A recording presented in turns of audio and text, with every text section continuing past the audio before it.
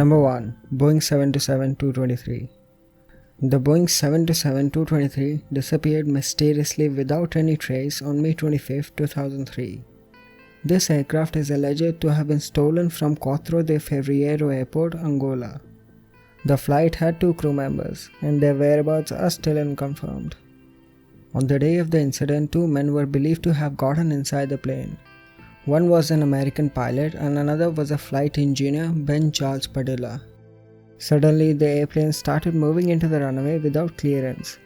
It took off and started moving towards the Atlantic Ocean. The communication channels, transponder and lights were switched off when the flight took off. The sudden disappearance prompted FBI and CIA to conduct a worldwide search for the aircraft, but neither the 2 men nor the airplane were ever sighted. Number 2. B-47. The 1956 B-47 disappearance occurred on March 10 over the Mediterranean Sea. 4 B-47 stratojets took off from MacLeod Air Force Base in Florida for a non-stop flight to Ben Guera Air Base, Morocco. Considering the enormous distance involved, 2 in-flight refuelings were scheduled. The first refueling went off without a hitch. After descending through solid cloud to begin their second refueling, at 14,000 feet, the Boeing B-47E-95BW Stratojet, manned by Captain Robert Hodgin, Captain Gordon M. Inslee, and Second Lieutenant Ronald L. Kurtz, failed to make contact with its tanker. In the belly of the aircraft were 2 capsules carrying bomb-ready nuclear weapons material. These were an essential part of deployment to Ben Guera Air Base, since there were no permanently stored nuclear weapons kept there. Since the nuclear weapons material was in a carrying capsule, a nuclear detonation was impossible, but nonetheless any such loss constituted a serious matter. Despite an extensive search, no debris was ever found, and the crash site was never located. It is assumed that the plane went down somewhere over the Mediterranean, possibly due to running out of fuel, but no one has any idea where, and the plane's disappearance as well as the location of missing nuclear cores remain a complete mystery to this day. Number 3. Lockheed L-1094 Super Constellation. In March of 1962, a Lockheed L-1094 Super Constellation was chartered by the US government to take 93 Army Rangers to Vietnam. The plane was on its Guam to Philippines leg of the trip, when it disappeared less than an hour and a half from leaving Guam and its refueling stop. There were no storms reported in the area, and during his last check-in, the pilot reported no problems, and that the plane was both on course and on time for its arrival in the Philippines. From there, it was due to head to South Vietnam. An 8-day search was conducted for the missing airliner, at first covering about 75,000 square miles of the Pacific Ocean. During the search, absolutely no trace of the plane was ever found, and there was no trace of what might have happened either. There were no weather anomalies or sudden storms that might have caused the plane problems, and by the time the search was called off, rescue teams had covered more than 200,000 square miles of territory, but the plane was never found. Number 4. Northwest Flight 2501. One of the most mysterious disappearances over the Lake Michigan occurred in 1950, when the Northwest Airlines Flight 2501, carrying 58 people, crashed into Lake Michigan. The plane was never found. This DC-4 propliner was a daily transcontinental flight that traveled from New York City to Seattle. On June 23, 1950, it disappeared along with 55 passengers and 3 crew members. This was the deadliest commercial airliner accident in America's history at the time. The plane was flying 3,500 feet above the lake when it vanished. The pilot had just requested to descend to 2,500 because of severe electrical storm which was lashing the lake with high velocity winds, when the blip on the radar disappeared. Despite the use of sonar and trawlers dragging the bottom of the lake, no wreckage was ever recovered. There were signs of crash floating on the lake surface, such as upholstery and pieces of human remains. With no wreckage recovered, the cause of the crash remains unknown to this day. However, it is very possible that the plane was struck by lightning or suffered some other mechanical failure due to the reported high winds. In September 2008, Valerie Van Heest, A researcher investigating the crash found an unmarked grave she believed contained the remains of victims, which were mysteriously buried in secret.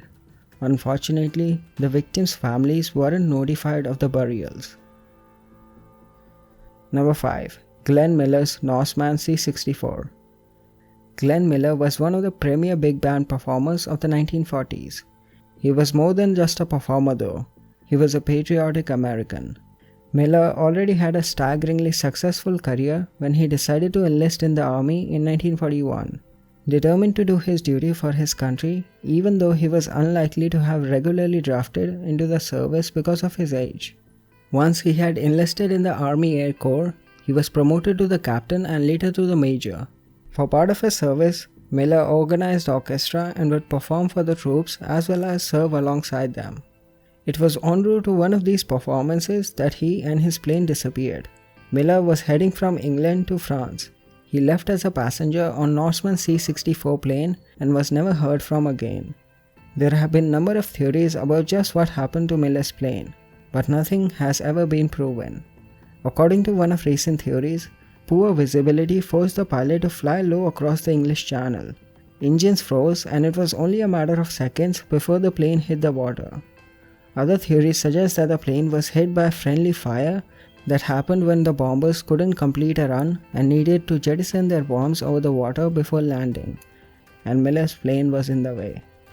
There's also been a wide range of pretty bizarre theories too, and some suggest that he not only made it to France but died from wartime injuries in a field hospital much later, while others claim he made it to France and died later in a bordello. Other theories have him working as an Allied spy that was ultimately targeted by a German assassin, while still another theory says that Miller and his plane were taken away by aliens. While that's pretty unlikely, 70 years of searching military history hasn't led any more concrete information about what happened to Miller or his plane. Number 6. Transatlantic C-124 flight. On the late afternoon of March 23, 1951, a US Air Force Douglas C-124 Globemaster II on its way to England ditched into the ocean. An explosion in the cargo hold and the ensuing fire forced the pilots to put the plane down in the Atlantic, a few hundred miles from Ireland. The exact location was radioed by the pilots, and the ditching itself was successful. The 53 passengers and crew aboard the flight donned life preservers and climbed aboard well-equipped emergency rafts. A B-29 had already been en route with the intention of aiding the plane in its navigation to the nearest airfield. When it arrived at the location transmitted by the pilots, the crew of the B-29 observed the passengers and crew in their rafts. It seemed everyone was okay. The B-29 then had to return to the base, as it was running low on fuel. However, when the rescue crews arrived, the plane and the stricken passengers had all disappeared without a trace. All that was left was a piece of charred plywood and a briefcase. The survivors' bodies were never found, and nobody knows what happened in those hours while the help was on the way. Number 7. Lady Be Good. A US Army Air Corps B-24D named Lady Be Good was a part of a bombing raid in Italy on April 4, 1943. It was the first mission for both the plane and the crew. Lady Be Good was the only plane of the mission that did not return to its base in Libya. Officials assumed at the time that the plane went down in the Mediterranean Sea. An extensive search was carried out, but no sign of the plane or the crew was found. In 1958, an oil survey exploration crew was taking aerial photographs and spotted the plane in the Libyan desert. To everyone's astonishment, Lady Be Good was in a surprisingly good condition. Its radio was in a working condition, along with one of the engines and a .50 caliber machine gun which could still fire. There were water containers still intact inside the plane.